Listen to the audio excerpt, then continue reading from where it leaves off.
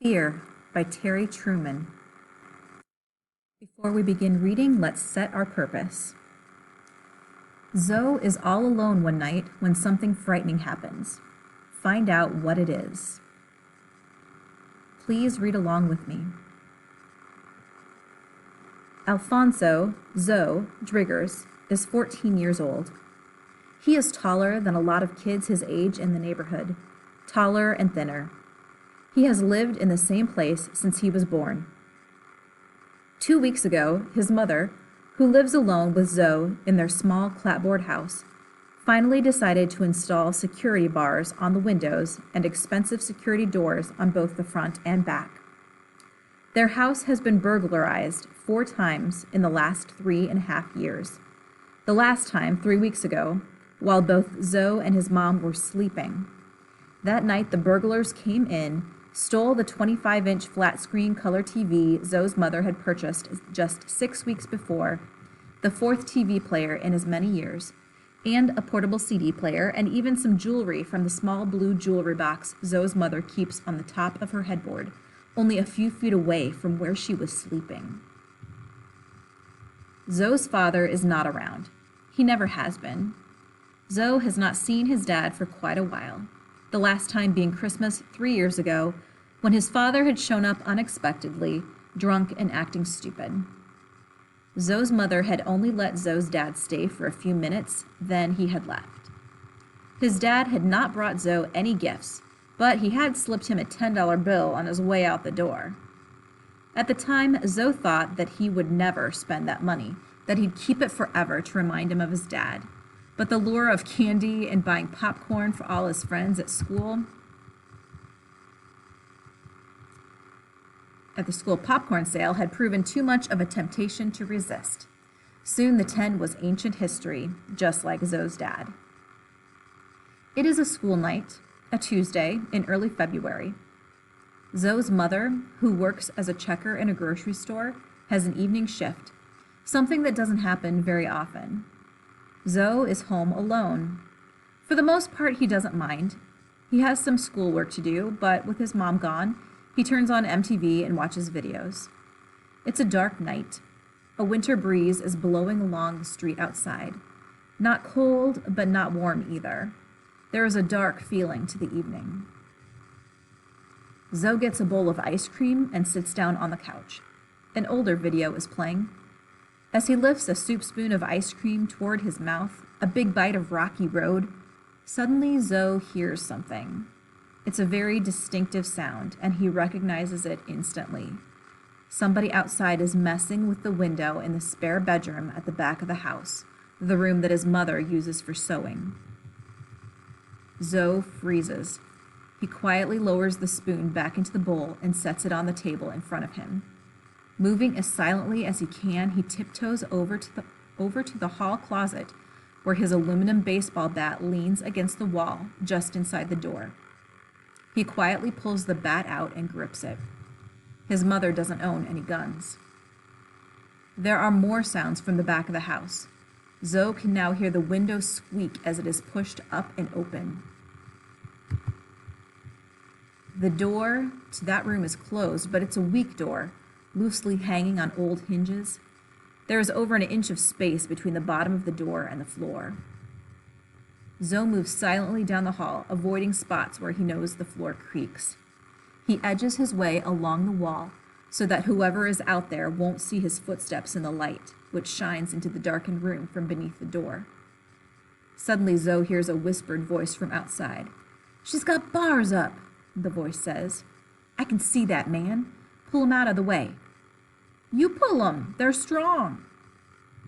Zoe hears a slight creaking sound and a soft grunt, then more creaking and another grunt, then quiet cursing.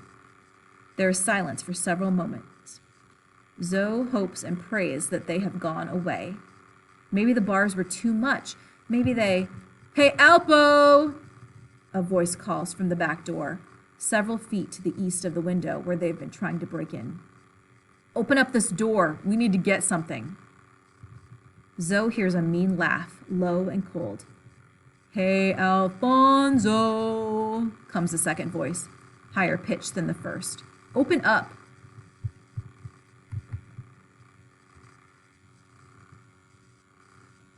Before we continue, make your prediction. What will Zoe do?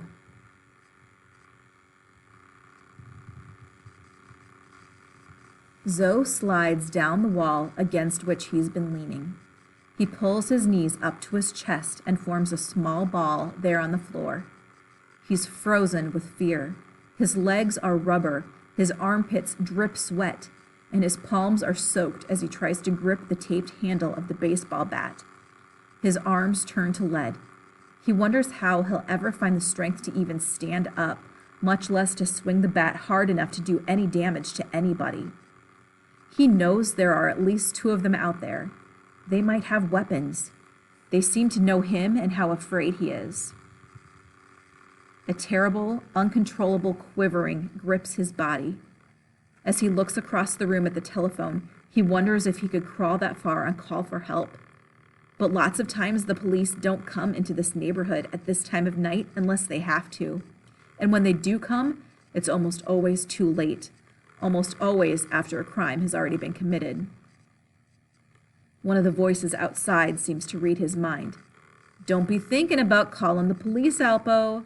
The police don't care about you.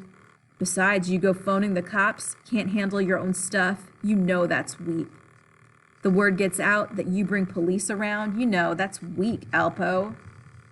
The other voice laughs again. You know that's the truth, Alpo, he says, pauses a second, then laughs again, an angry, horrible laugh, then says, mean and low, open up this damn door. There is a vague familiarity to the voices. Where has Zoe heard them before? It could be anywhere. The 7-Eleven, or the nearby playground with its rusted hoops and metal nets. It could be anywhere, and it could be anyone. How can he make them go away? How can he save himself? He's too afraid to even think. Fear. Zoe hates his fear. He forces himself to his feet and walks, almost in a trance, toward the back door of the house. He stands at the door, tears rolling down his face, and reaches his hand toward the bolt lock, ready to twist it open. His fingers touch the metal handle. It's cold. In the grip of his terror, he can't think of anything else to do. In another second, he could turn the lock, and these intruders would come in. Zoe feels such shame at his cowardice. He knows he is a coward. He pauses and tries to catch a breath. Thinking about his shame, he realizes and flashes in an instant, I'd rather be dead than this afraid.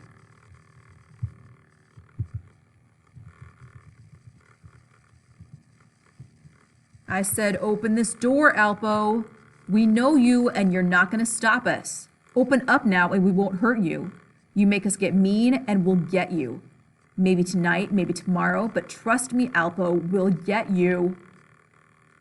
Zoe whispers to himself again, I'd rather be dead than this afraid. He takes another deep breath and pulls his hand back from the lock. I'd rather be dead than this afraid.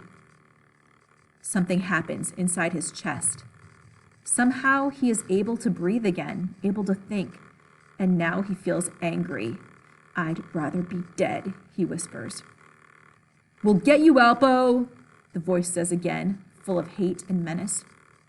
You might, Zoe answers back, surprised at the strength of his voice. No might, we will. The voice is cold and murderous. You think I don't know you? Zoe says. You think I can't find out who you are?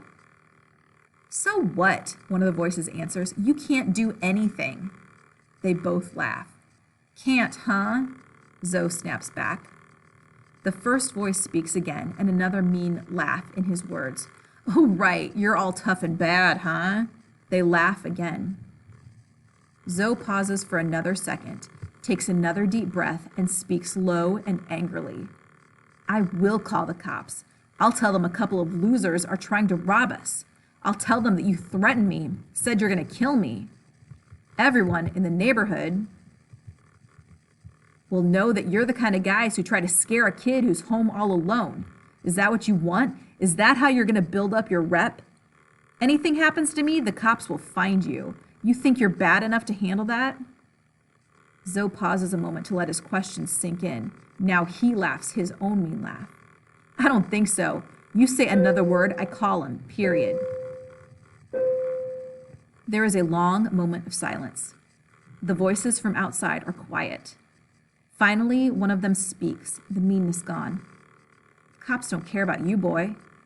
Zoe interrupts loudly, his voice strong and defiant. They care about guys like you, he snaps back. I let you in here, let you steal our stuff while I sit here like a little baby. Hell, I might as well be dead anyways.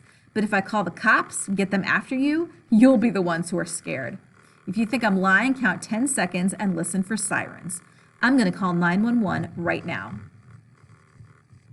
Zoe hears another moment of silence. Then just outside the door, a hushed, hurried whispering. Finally, the first voice speaks again. All right, Alpo, hold on. Take it easy. Forget about it. Just keep the cops out of this, okay? Just chill. We were just playing with you anyway. Relax, you know? Don't worry about anything, Alpo. Just...